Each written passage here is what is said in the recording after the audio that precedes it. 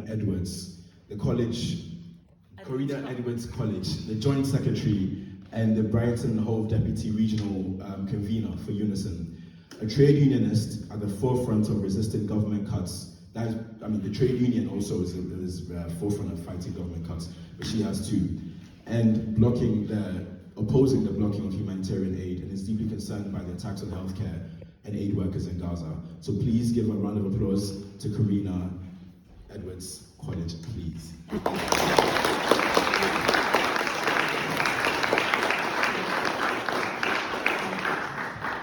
Thanks, and thanks, lovely to see you all. There's people here who are much more experts on certain things than me, so I'm going to talk in some general ways about what we're actually going to do and some challenges we may all need to make to ourselves and to each other.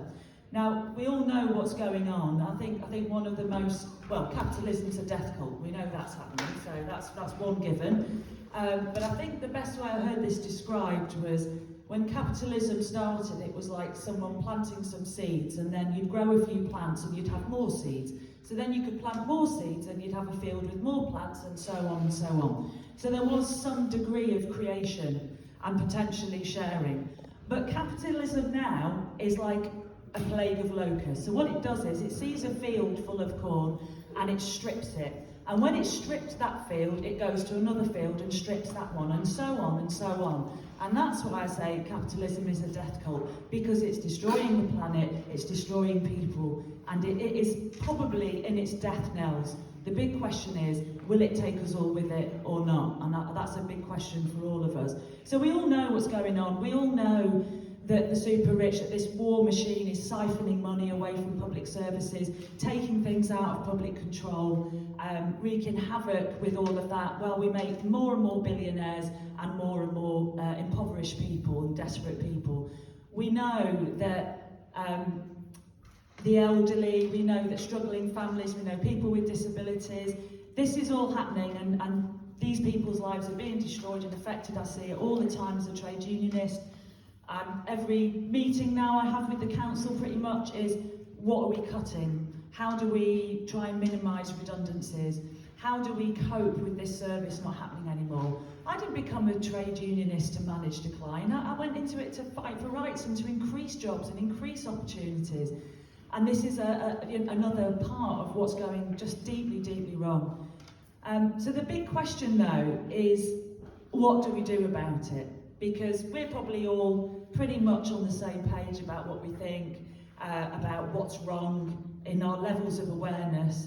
But the big question is, what do we do with that information? What do we do with that awareness? And this is vitally important, I think, in terms of the fight against war and the fight against the funding of war on the backs of ordinary people, millions and billions of people. And the biggest one is, the left have got to stop fighting amongst themselves. This is what they rely on. It's happening, all the unions are fighting amongst themselves. You know, we've got different pockets fighting amongst themselves. And also we've got loads of confected points of division. Brexit, vaccines, trans rights. These are all things that are thrown in to keep us fighting amongst each other and not focusing on the bigger issues. And that is the biggest plea, I think, firstly I'd say to all of us, is the left has to get its act together. We have to learn to stand with and campaign with people. And they may have some opinions we don't 100% agree with. They may have some opinions we're uncomfortable with. Well, get over it.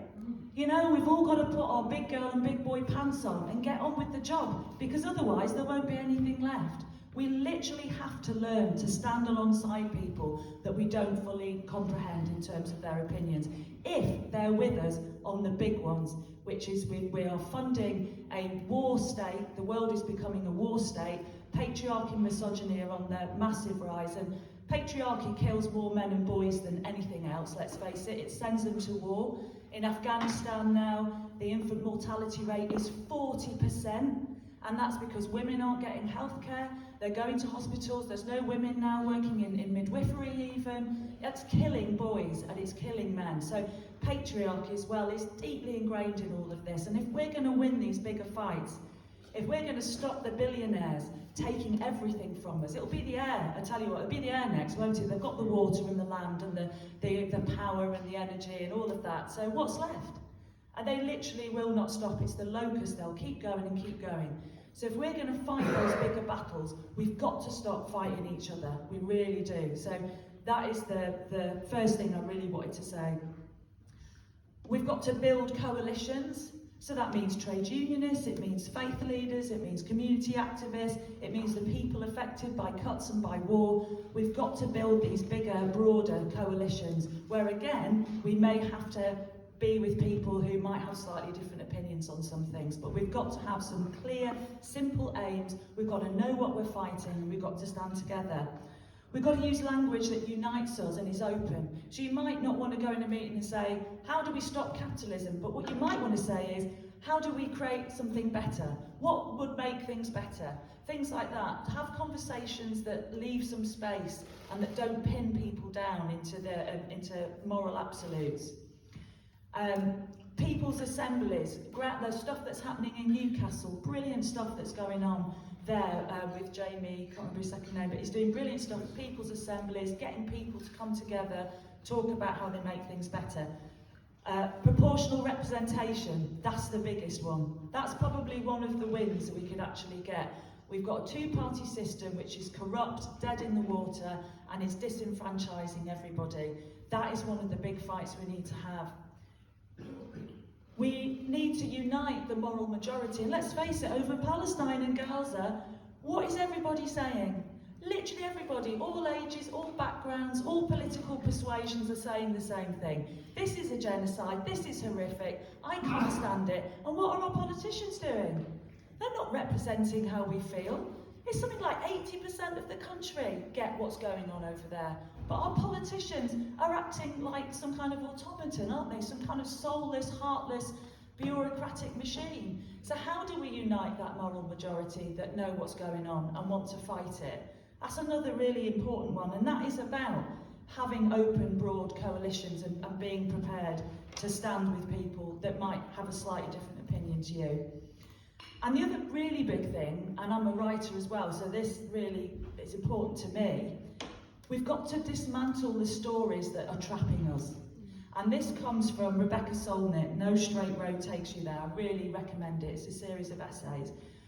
We are being told war is inevitable. We are being told war is human nature. We are being told capitalism is inevitable, that patriarchy is inevitable. It's not. All of these things are invented.